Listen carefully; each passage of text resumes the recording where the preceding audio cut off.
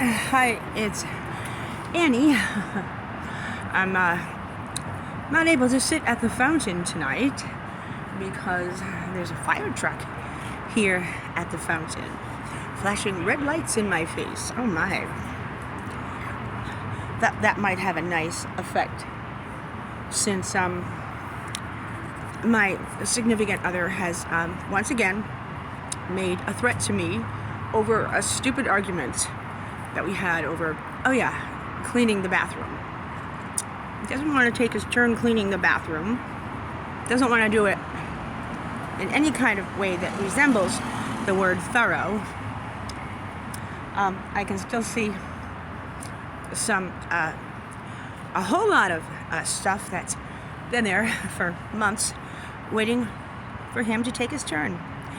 And I have to put my foot down at some point and not let him just make me be the maid, the janitor, the occupational therapist, the personal shopper, the handyman, wallpaper hanger. And so I was upset that things were still dirty when he said they weren't. That's typical. And so he threatened to, have me removed from my home and call the police, and he has it all planned out. He said he knows exactly what to say to have me taken away.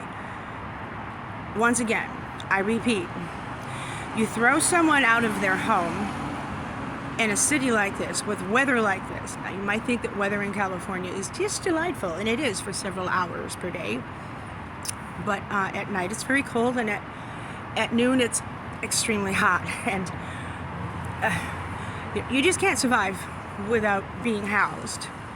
Not unless you've been doing that for some time and you have survival skills and stuff, like robbery and larceny and pickpocketing and street walking and stuff like that, So I cried a bit in my big, huge mushroom chair in my backyard. I like to hang out there. Trying to turn it into a tiki-flavored lounge area for a poetry reading night. And so here we are with flashing lights, How apropos. Do you know how many times I've had to run from the flashing lights over a false accusation because he gets mad about something? It's still in him. You can take the beat out of the man off the beat, but you can't take the beat out of the man. He always wants to beat someone up, have someone arrested. It probably comes from having been arrested so many times himself and experienced the horror of having been ripped from his home and his family. And he would like to spread that horror around the world. I'd like to teach the world the horror and sing it in harmony. So I won't be able to sit at the fountain, but I thought it would be a nice effect to see what it looks like when you get arrested at night. In the day, it's much more pleasant. They put you in the back of a squad car, and there's no air back there. So you begin to suffocate, like a dog would, like a pet. If you left it in the car for a long time, you begin to suffocate immediately, and then you panic, and then you cry. Then they think you're crazy, and it's all downhill from there. Once they think you're crazy for crying. So I went out for a drive over here to the fountain. Not exactly. It's the fountain of wisdom, perhaps. I tend to be rather fond of the way it inspires me. We were expecting my lovey to call my son tonight and fess up and own up to his crimes against me, his perjury and false witnessing, a mortal sin, by the way. And he's spread these horrible lies throughout his own family and also to my own. But he was so upset. He was so upset over what? He has 5 children, 13 grandchildren. One of his sons has gone right-wing and is not exactly thrilled with his father being gender fluid, bisexual, cross-dressing, transvestite, con man. And so one of his sons wasn't talking to him, and he's so upset. Oh, wah, wah, wah. I'm like, I have one son, and my son's not talking to me because of you. Imagine how I feel. I don't have 3 other sons to go be familiar with.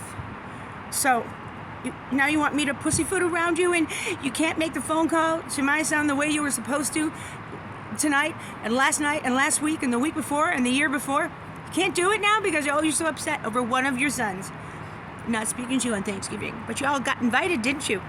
No, you left me home alone because they have a priority over there at that household, his families, where dogs come before people. They have a new big dog after the dog that bit me got put down, and they don't think that the dog and I are going to get along. So you can put the dog in another room? You're going to exclude me from Thanksgiving because you can't put the dog in another room? You know, I don't like people who put animals before people. I have nothing against animals, but, you know, we're supposed to dominate the earth, right? According to the Bible, people come first. Apparently, I'm lower than a dog in that family. Is there such thing as reverse anti-Semitism? Yeah, I think so. So I looked it up. And did you know that Christians, over the whole course of history, are the most persecuted, tortured, and discriminated against religion in the history of the world? Not the Jews. That surprised me too. I mean, I knew they fed some of us to the lions back then, but how many people can you feed to lions? The lions don't get that hungry to eat millions of people, but I guess they did a hell of a lot more to the Christians. I didn't study it. I don't like studying war, murder, and genocide. I avoid it like the plague. But I had to find out what's going on with the reverse anti-Semitism. Kind of like reverse affirmative action. Remember that? Yeah. If you don't speak Spanish in this town, you can't get a job. Any town in the U.S. If you're not speaking Spanish, you can't work here. That means you can't live here. That means, where do you go? Sweden? Jesus Christ. That's it for tonight. Annie Simon Layton signing off. The fire truck took over my fountain.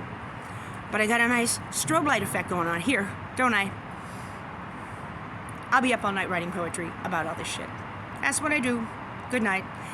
Security, take me away.